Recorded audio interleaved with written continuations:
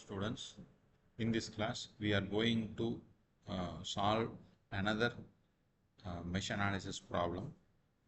As we have seen in the last class, uh, in our physical class, we have solved a mesh analysis problem with two voltage sources with some other circuit configuration. Now we are going to solve some different circuit with similarly to voltage sources. Okay, let us apply the same sign conventions that we have studied in the previous class, and how we are getting that equation we will see. Okay, so first mesh analysis, what we are doing, we have to identify the inner loops.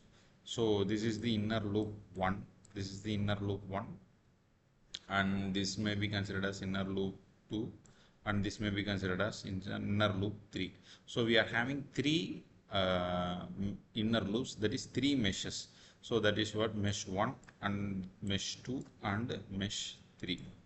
Okay, so with this we are going to write the equation for each mesh to solve the problem. Okay, now if you see, first let us consider the first mesh, and we will draw the current direction. This is the current direction I1, and that is in clockwise direction. Similarly, this is also in clockwise direction, and let us consider this also as I3. So this will be I1. So let us consider this as I1, and this may be considered as I2. This is I2,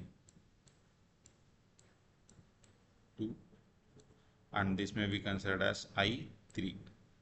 So this is I3.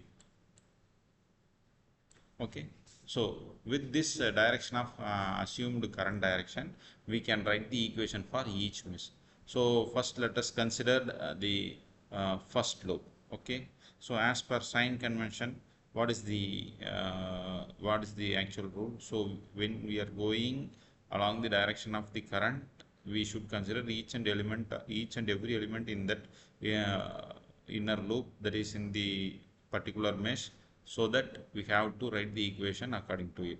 So let us consider this is the positive sign, that is voltage drop across this resistor, and similarly voltage drop across this resistor R1, and this is for R3. So this is positive and this is negative. So if we consider, let us start from R2. Okay, so there is no any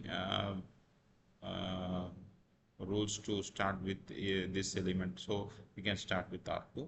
So let us consider from R2, what is the current I1 is flowing through the resistor R2. Similarly, I2 is also flowing here. See, the R2 is common for both the loops, that is for inner loop 1, that is mesh 1, and mesh 2. For both the loops, this R2 is common. So what will happen? So but we are considering the mesh 1 now. So while writing the equation, we have to write as R2 into I1 minus I2. So the differential current will be flowing through this. So let me explain how the differential current acts here. Okay, so the first, let us assume the current is in clockwise direction, as we mentioned already. So the I1 is flowing in this direction, that is from this positive to negative voltage drop. Similarly, this current flows in this direction, that is inner loop current 2 flows in this direction. So what will happen? So I2 will flow from minus to positive, whereas I1 flows from positive to negative. So the current direction I1 and I2 through R2 is different. So we are writing as R2 into I1 minus I2. So we can see here R2 into I1 minus I2. Okay, so then what is the next element? R3. This is also the common element between the third loop. This is the third loop, this is the first loop, and this is the, sorry, this is the second loop, and this is the first loop. So R3, what will happen? R3 into I1 minus I3. So I3 is also like this, right? So you can clearly understood now. So this current flows from minus to positive. Here positive to negative, I1 come in downwards. So the current direction is opposite. So R3 into I1 minus I3. Okay. So along this current path, for mesh 1, along this current path, what will happen? So it is, we are going to the next element, which V2. So in the direction we are going here, we reach the positive terminal of V2. So we are putting plus V2. Then we are moving to V1. This is, we are reaching the minus negative terminal of the V. So minus V1. Then reaching the R1, what will happen? This is plus and this is minus for this. So I1 into R1. I hope you are understood now. Okay, so this is mesh 1 equation, and this is the simplified version of this equation. As per the current, we have grouped the resistance element according to the current value. So I1 in, so the complete equation is expanded fully, then it is reduced to coefficient of I1 and coefficient of I2 and coefficient of I3. So V1 goes to the right side of the equation, so it becomes V1 minus V2. Okay. Similarly, if you consider mesh 2, in this mesh 2, that is in this case, what will happen? I2 into R6. Okay, I2 into R6 or R2, R6 into I2. Then the next element is R4, which is the common element to second loop and third loop. So, so how the current flows here? So current flows like this. In this I3 flows like this, whereas I2 flows here in this way. So both the current flowing through R4 in opposite direction. So we have to consider as R4 into I2 minus I3. Okay, R4 into I2 minus I3. Then next element is R2. This is also common to both the loops. So R2 into I2 minus I1, because we are considering second loop now. In previous previous loop, we have considered first loop. So we put R2 into I1 minus I2. Now we are considering the second loop. So we have to prior the second I2 first. Okay. So R2 into I2 minus I1. This is what we have it here. Okay. So this is also simplified here, and we are getting this equation. Right. So what will happen to mesh 3? So R4 into I3 minus I2. So you can see here R4 into I3 minus I2. Then R5 into I3. R5 into I3. Then minus V2. Minus V2. Then I3 R3 into I3 minus I1. R3 into I3 minus I1. Both are same, because here we have putting minus sign. So we have interchanged this element. So you can write in both ways, plus R3 into I3 minus I1 or minus R3 into I1 minus I3. So both are same. Okay. So this also we have completed. When we simplified this as per the current coefficient, we will get this equation. So we can put the values of the resistance to resistance values. We can substitute the resistance values in these equations. In these equations,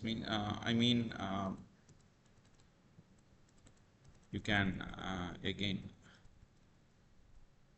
this is the final second equation. Okay, so this is the first equation, and this one is the third equation.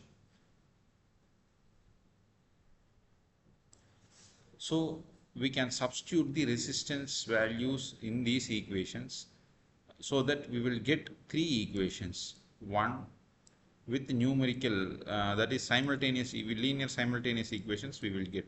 So we will get three equations, and all these equations should be solved to get All these equations should be solved to get I1, I2 and I3, all current values.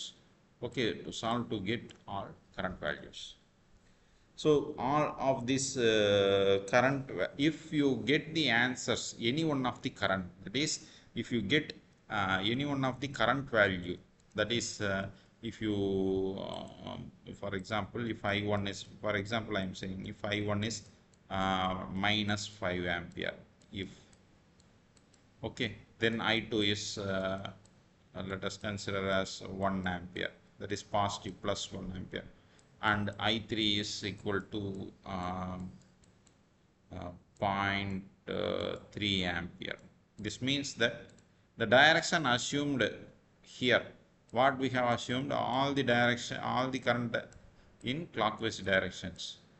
We have assumed that all the currents are flowing through this inner loop in clockwise directions. If you say, if you get the answer in negative value, for example, I am saying, this means that the assumed value for that particular current is to be reversed. That is, as we have assumed, what I1 is flowing here only, right? So the assumed direction should be what? Reversed. Should be reversed. So as we are getting this negative answer, we should mention that this current direction for I1 must be in reverse direction. See, so this should be like this if we get the negative answer. Okay, assumed direction should be reversed. So this is the second problem. In this case we have seen. I hope all of you get clear idea about solving the mesh analysis with two or more than two voltage sources. So in the upcoming classes we will see about how to solve, how to calculate the other parameters using mesh analysis, that is power. That for that calculation you can use a normal I square R formula, or for calculating power, and the energy formula for P into T for calculating energy in joules. Then individual voltage drop of these resistors can be obtained, because we have solved all these equations and we got I1, I2 and I3. So we can we can calculate the individual voltage drop across these resistors also. So thank you. We will see the next topic in the upcoming videos. All are requested to complete the quiz that is being posted in the LMS forum for your attendance and assignments. Thank you.